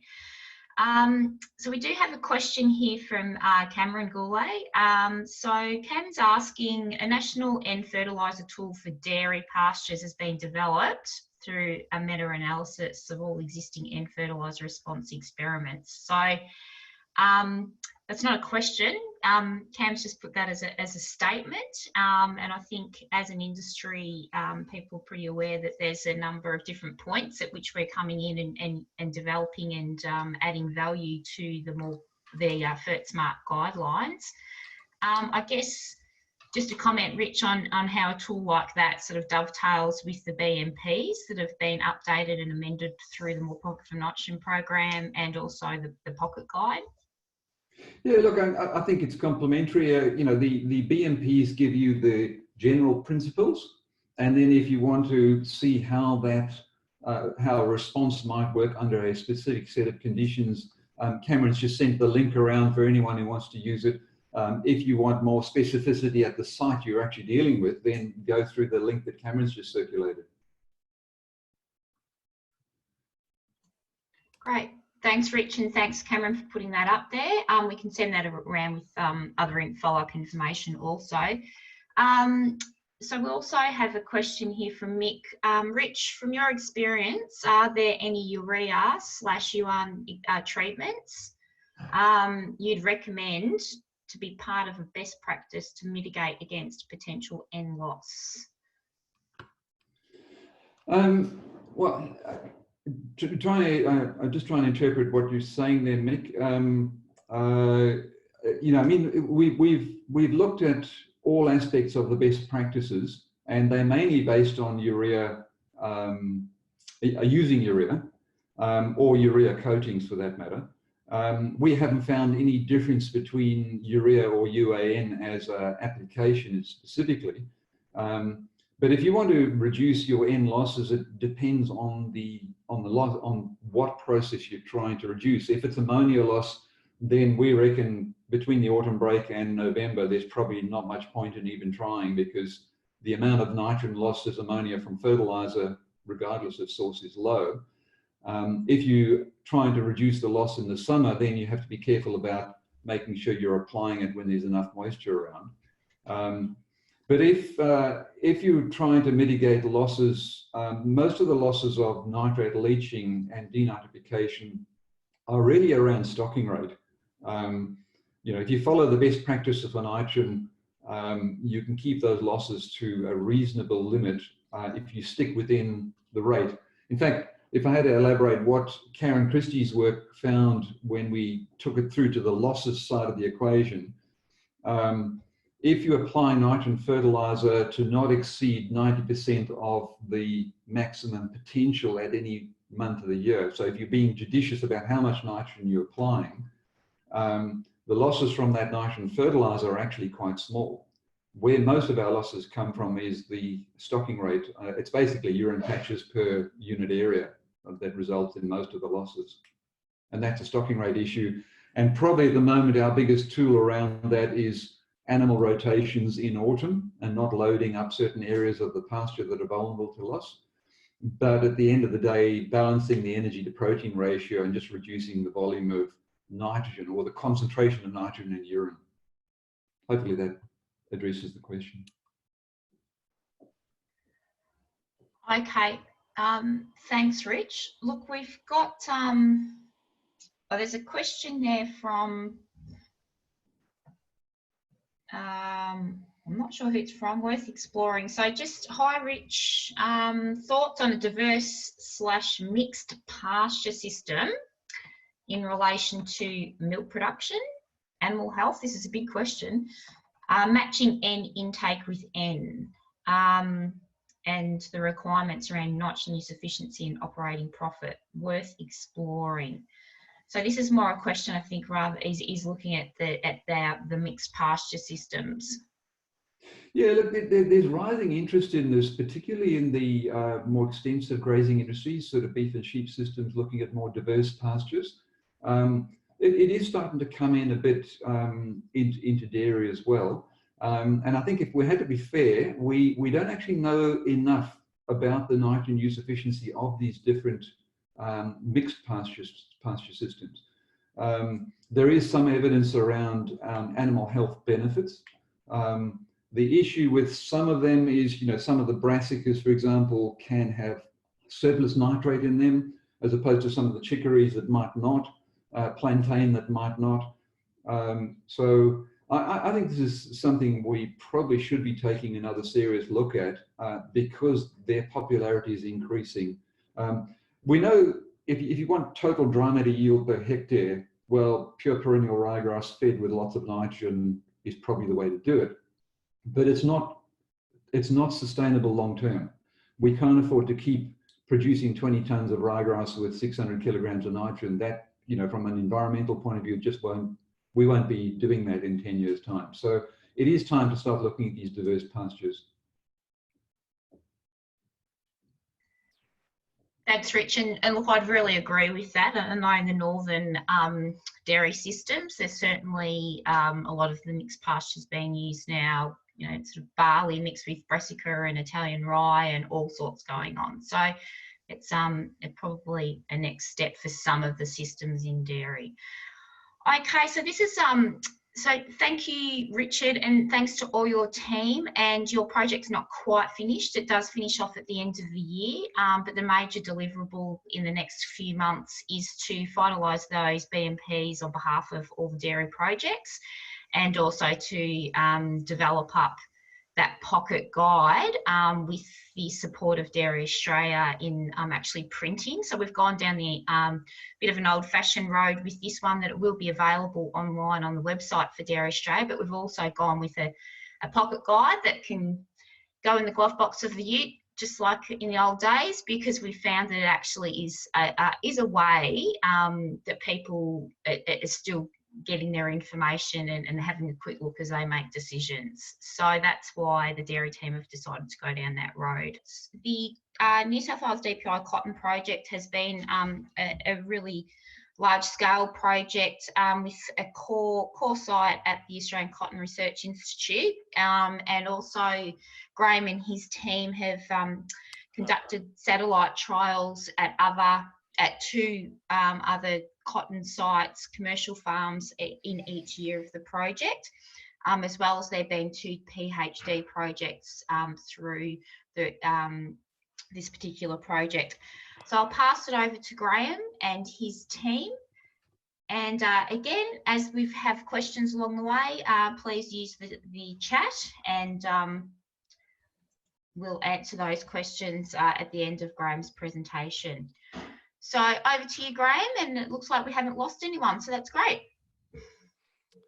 Okay, well, I hope you don't lose me, because I've had all sorts of computer troubles this morning. Our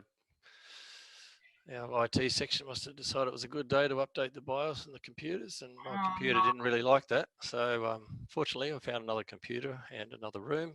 Okay, we're seeing you loud and clear, so that's great now. Thanks, Graeme. Excellent. Now, if I can just get the mouse on the right screen. So yes, our project's enhancing nitrogen and phosphorus use efficiency in cotton.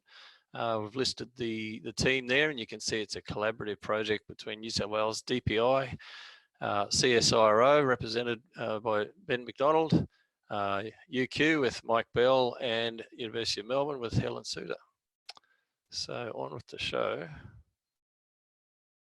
Right, so this talk is, I guess, a bit different to the previous talks, in that we're only updating our research activities since the last forum. We're still right in the swing of things in terms of our final year of fieldwork, so we've only just got some brief observations of that to report that are different from what we've reported previously. So what have we been up to in 2019-20? We've got some core site trials at ACRI Narrabri, Australian Cotton Research Institute, and we've got 3 different paddocks, and within those 3 paddocks we've got a range of experiments. We've got a nitrogen by phosphorus by irrigation frequency experiment. We've got a nitrogen rate by PIX experiment, and PIX being the growth regulator. We've got a nitrogen timing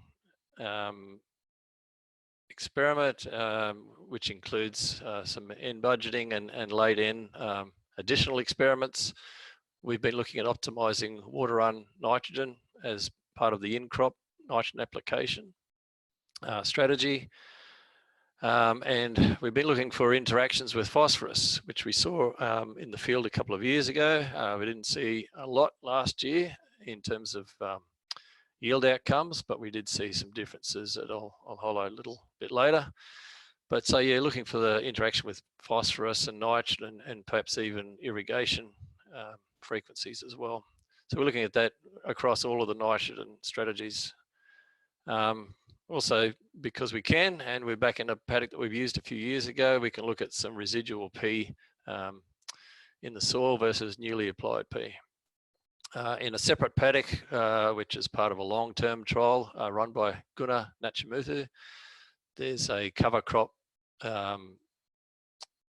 rotation of oats leading into cotton, and we've investigating applying the phosphorus to the cover crop versus applying it to the cotton crop, and then within both of those options, applying it either as a band or dispersing it through the topsoil. As well, we've had 2 on-farm trials currently running at near Narromine in the Central West, both looking at focused on nitrogen. The first one, pre-plant nitrogen and phosphorus, and the second one, a sort of a grower's interest story, looking at late nitrogen application, so later than normal. So instead of finishing nitrogen application during January, which is probably the norm, they're looking at applying it in sort of mid to late February because they've just observed that's been better for boll retention. We've also got 4 other activities going there that I've put in grey because we really don't have anything to report on those at this time. There's John Baird, who's doing a PhD with the University of Melbourne, has got a glasshouse study just starting. We've Clarence Mercer is doing a master's study with UNE and looking at roots and phosphorus within that cover cropping trial.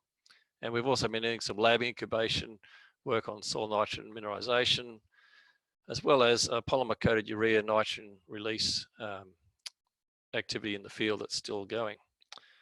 So a few pictures so you can see what's been happening. We put all our pre-plant nitrogen and phosphorus fertilizers in back in August, September, I believe, and applied those with our department's new variable rate fertilizer applicator. You can see in the photo there, which was a great success. All our plots are the length of the paddock and generally 8 rows wide, although this year we split all of those into half for plus and minus P, or most of them. 2019-20 has in several ways been our biggest season. So you can see hopefully in this photo that for the main experiments, we took up those 2 paddocks in the photo there, completely full of plots. As I said before, most of them paddock length or breadth, I suppose, given this perspective, although there were some nitrogen rate treatments done within some of those rows in a separate trial, which I haven't mentioned. And also pictured in the bottom is that cover cropping trial within the crop rotation experiment, long-term experiment that Gunnar runs. So I guess something that's obviously been on our minds a lot is the real difference in seasons we've had over the last 4 cropping years at ACRI, and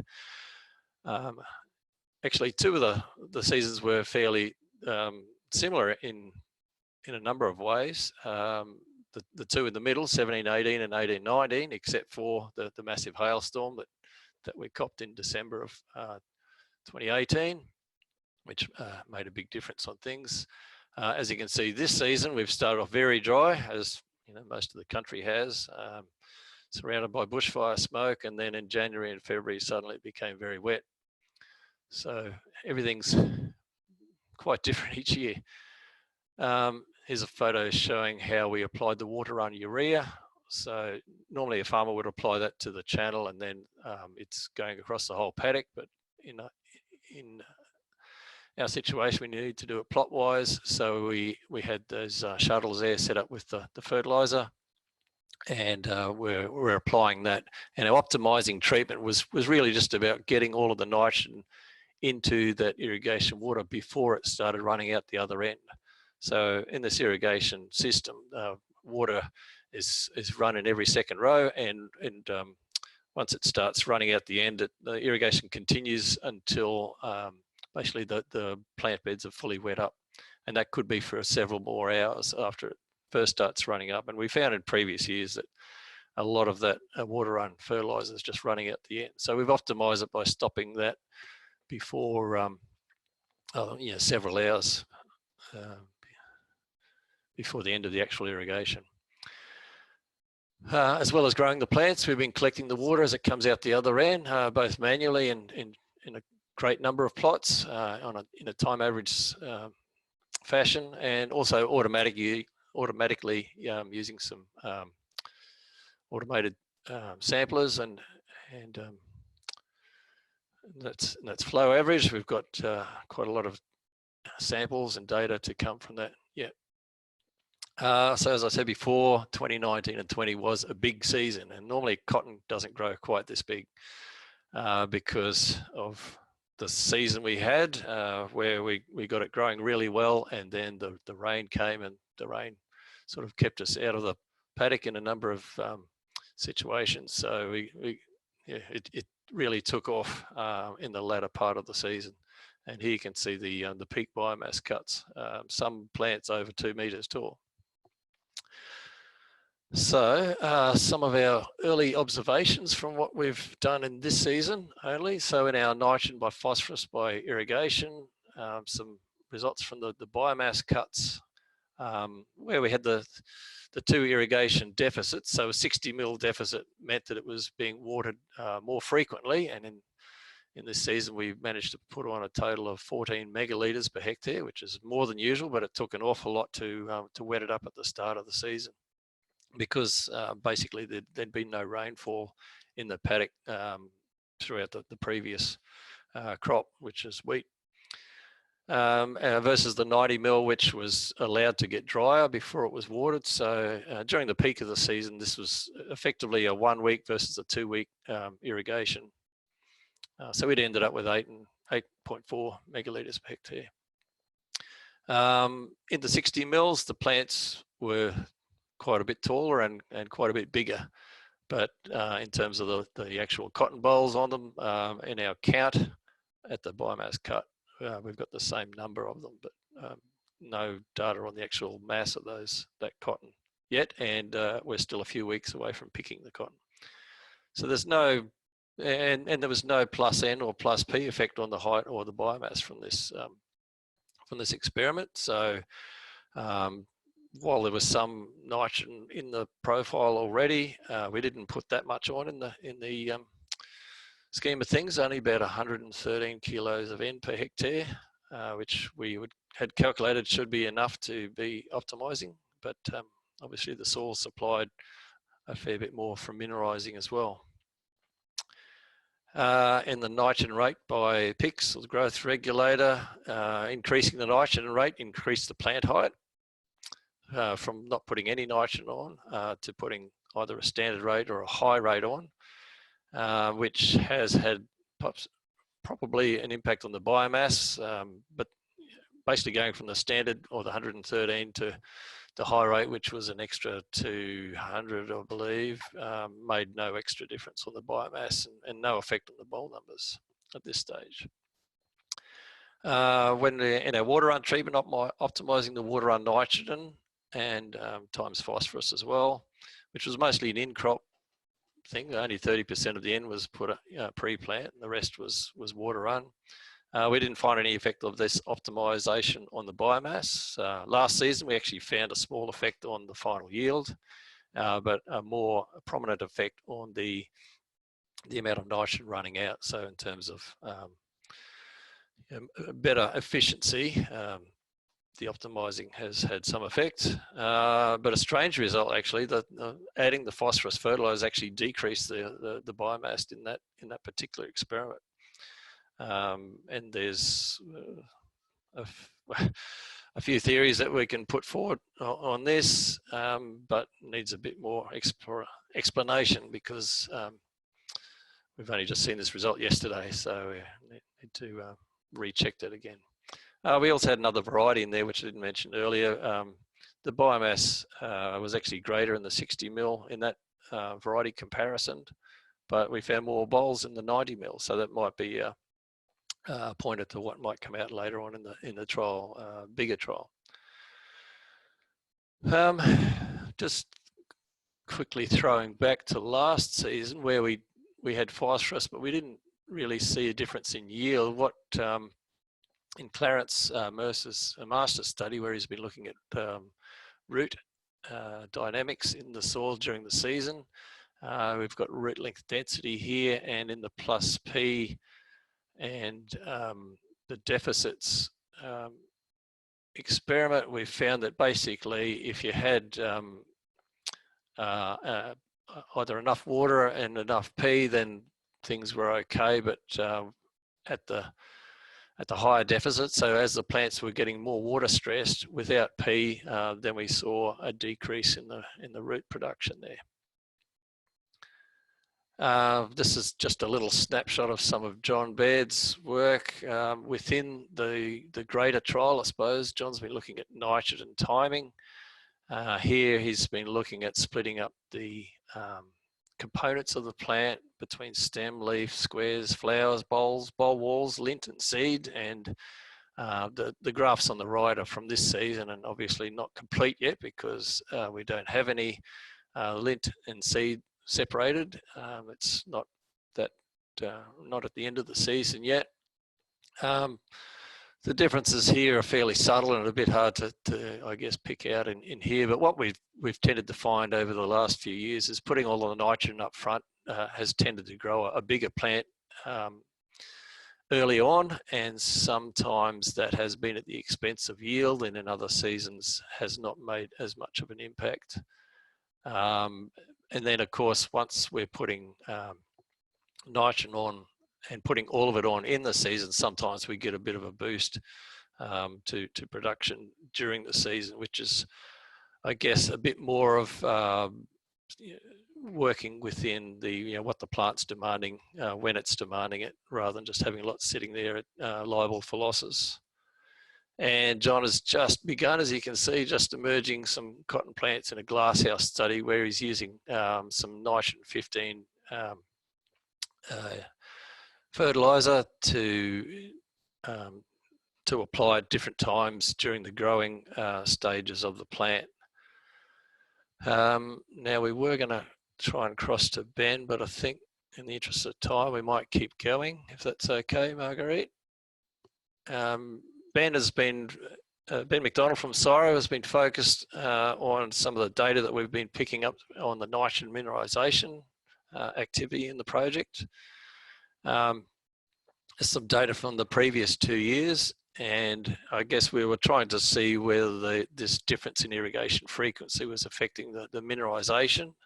And what we were measuring through sequential coring in the field appeared to be showing us a fairly big difference. As you can see, some fairly big differences in the overall nitrogen mineralised. The other thing is you can see it's really focused on the plant line, and much less or even more immobilisation occurring in the furrow areas. But I guess what we wanted to delve into that in a bit more detail, because what we found was when we looked at the plants, there didn't seem to be any often any difference in the nitrogen uptake. You can see in that top graph from last year, despite a bit of a false start early on, thanks to the hailstorm, the plants regrew, and really the deficit treatments were established after the hail anyway. So the yield was pretty much the same, and the nitrogen uptake was not showing that difference in mineralisation. And these were in nil-N plots, so we hadn't added any nitrogen in those. So it seems that the plant's accessing some deeper and deeper in the profile. So we were really focused on the top 30 centimetres and looking across the plant bed. But one of the other things we tried in last season was adding a bromide tracer to see, sort of compare how the nitrate that we're trying to measure might be moving, and we can see that what we're actually measuring is in brown there, and the green is showing probably what we could have been measuring if a lot of it hadn't been moving out of that plant bed area.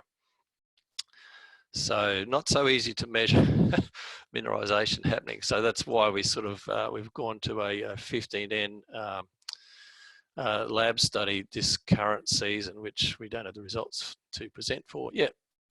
And just briefly, past 7 months, what we've been up to in engagement and extension. A bunch of us presented some of this work at the Cotton Research Conference in Armidale.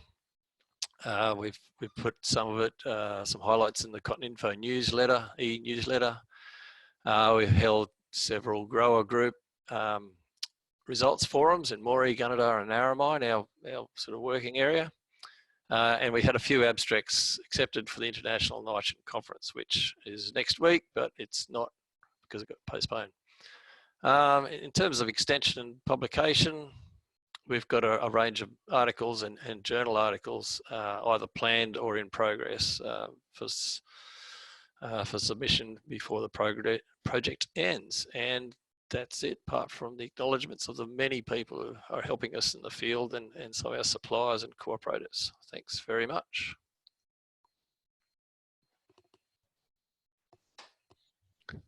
Right.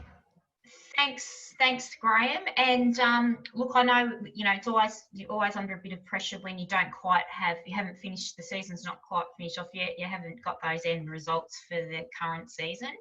But your project will be reporting not until June next year. So you are only part of the way through. Now I've got a question here. Do you think that the low soil P and large deficiency, I guess, causing lower RLD may cause issues with K? A few acronyms in there for you. Yeah. The soil actually wasn't low. Oh, you got a bit of feedback there. Sorry, yeah. Do you think that the low soil P and large deficit causing lower RLD may cause issues with K? Yeah, so just to clarify it a little bit, the soil itself wasn't low in P. So I guess the reason we're looking at this was the common belief, I suppose, or previous knowledge about phosphorus for cotton production was that we're talking critical levels that were quite low, but we've actually found responses in soils that were nowhere near those critical levels, like 4 or 5 times higher than what the critical level was established to be many years ago, using firstly different cultivars, but also based mainly on trials using phosphorus banding. So when we've applied most of our treatments, we were mixing it through the profile and seeing a response, and we think that that's helped the plants to respond, whereas they may not have responded to a band. So first of all, the soil wasn't traditionally low in P, it was perhaps marginal, and so we saw a big significant response 2 years ago and not much last year in soils that were effectively in paddocks next to each other, and we've returned to the paddock from 2 years ago this year. In terms of the deficit and the water stress on the plant, I guess potassium is not something that we've been looking at. We don't believe that our paddocks are potassium deficient, so we wouldn't expect that in this particular instance, but that's not to say it couldn't happen elsewhere.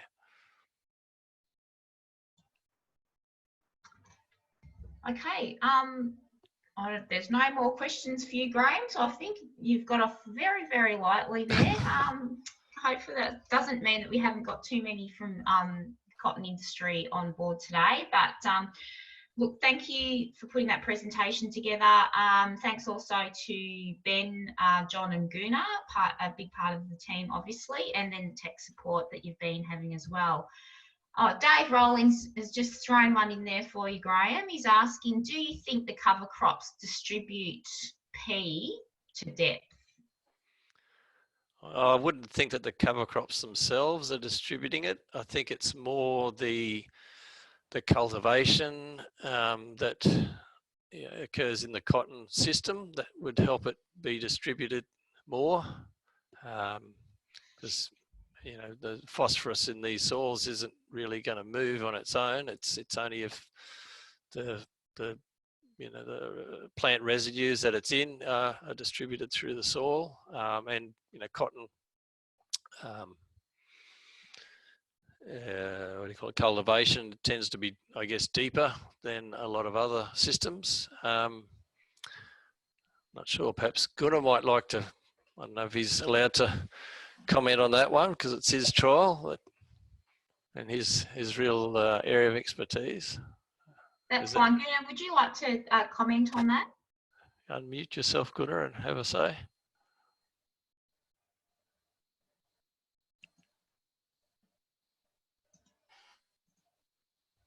No. No? We've lost him. I think he's on, but anyway, we'll Can you hear me? Yes. We can hear you now. Yeah, this is the first season we have applied phosphorus to the cover crop. So I think there will be some better root growth under the cover crop because we have seen difference in above ground biomass with the P application last season for the cover crop. But as far as whether it is moving into depth, we may have to do long-term monitoring because what obviously goes in terms of the root biomass, we may not be able to detect in one season, even if it is a little movement there through the improved root biomass and the mineralization there. But yeah, one single season is not sufficient to detect those differences. Okay, thanks, Gunnar. Chris has actually asked again, would these water deficits be okay as a generality or would be modified by subsoil constraints? The deficits that we used were probably, I guess, a little bit either side of what might be the industry norm. Although, you know, we picked 90 millimeters 2 seasons ago because it was probably a little bit more like what farmers were going to be using given the very dry conditions that were around then and persisted for another season after that. So I guess typically they wouldn't be going to 90 mils if they could. They would be more like the 60 or 70 mil deficits. As for subsoil constraints, yeah, it's no point putting water onto excess water into soil if it's not going to be used in the subsoil. But I guess you're looking at, you know, what water is actually being used using your monitoring system as you're proceeding through the season. So hopefully you'd have some idea if there's a subsoil constraint there that's stopping you using below a certain depth, then you'd be on top of that. So probably not as a generality, no. So is that okay? So, yep. Just one last one, Graeme. I'm not sure who this is, Mac53H. Industry rate is much greater than the rates that you have applied. Why? That's my question as well. Why are industry rates so much more? So to put people in the picture, I think the last industry survey that I can recall had an average nitrogen use of 330 something kilos of N per hectare applied. We based our application rate on the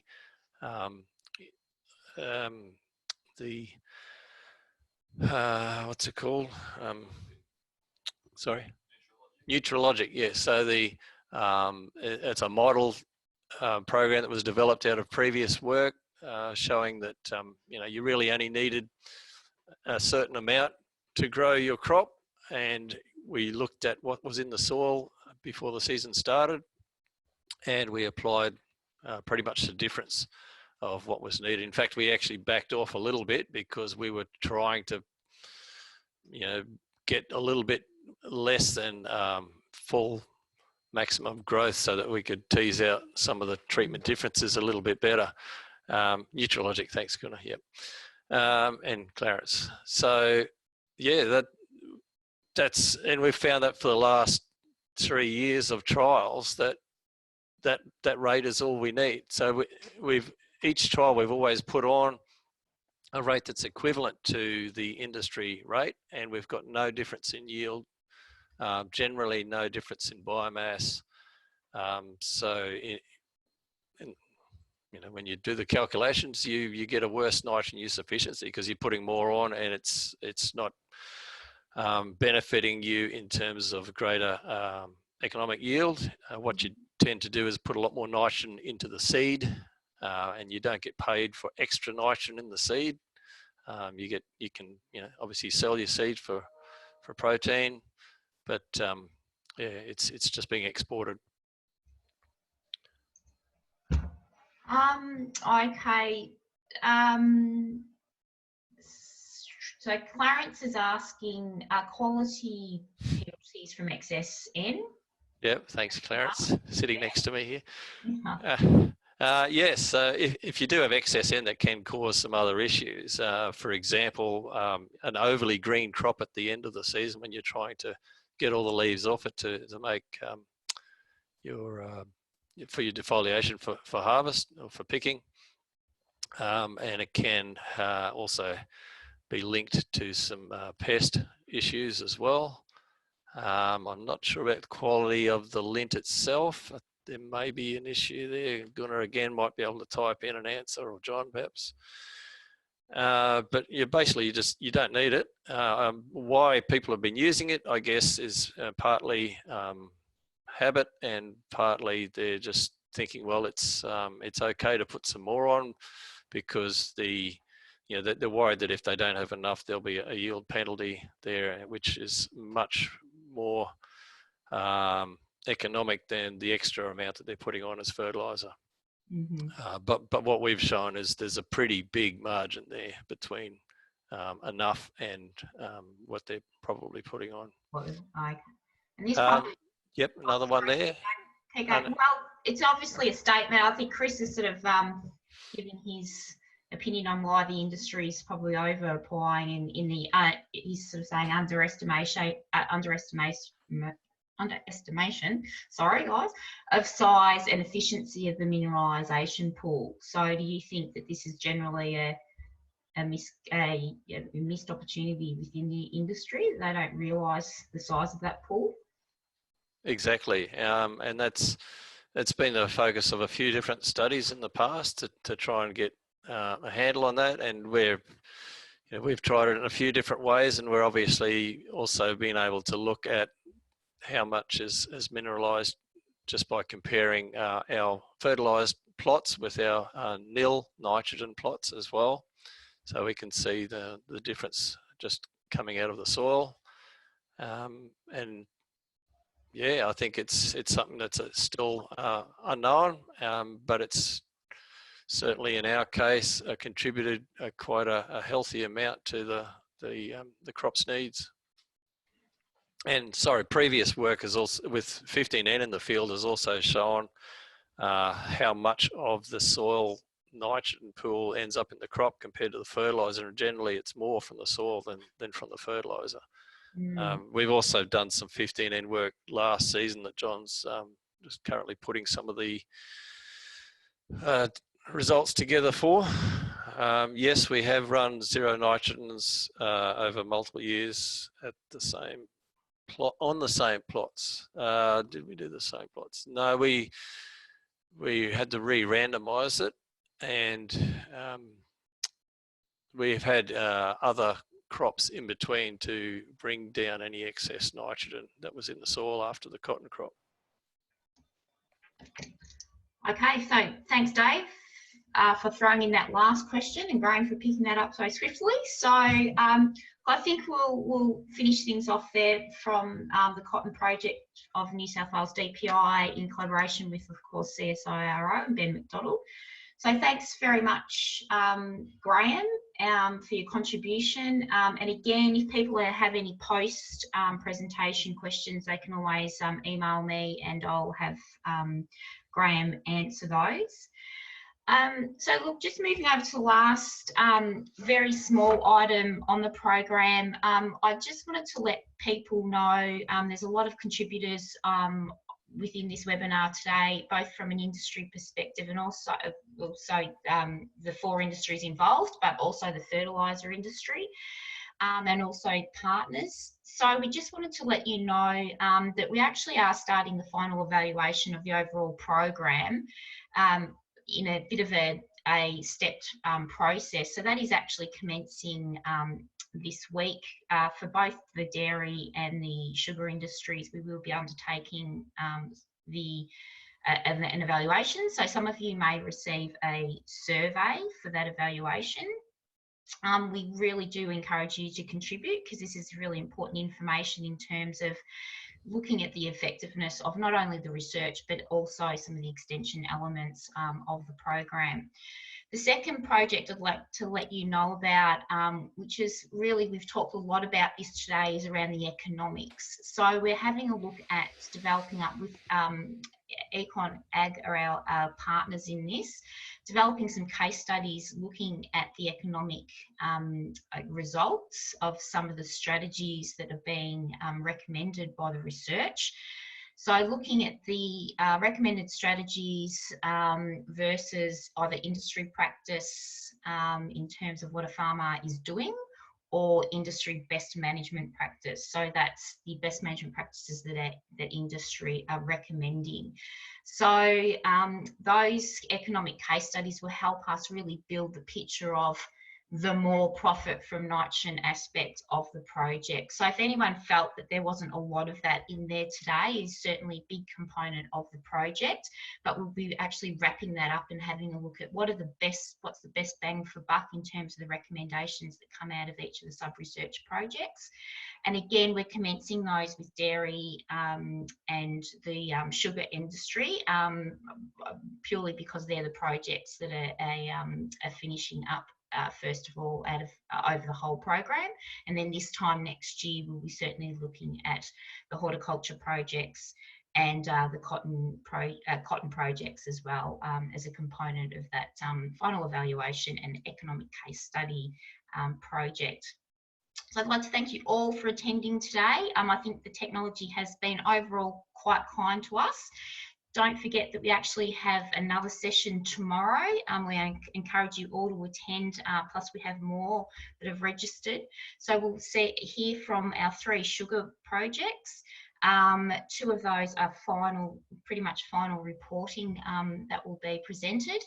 And also we have our horticulture projects, so our mangoes from the Northern Territory and cherries from the Hobart or Tasmanian region. So see you again back here tomorrow at 9 AM. You should all have those links to join in there. And again, if anyone's got any questions or follow up from today, don't hesitate to either give me a call, send a text or email. And if you're not joining us tomorrow, just expect that there will be an evaluation of this event, and we encourage you just to quickly respond to that as well. Very short one. So thanks everyone. See you again tomorrow at 9 o'clock. Thanks to all our presenters. Have a good day.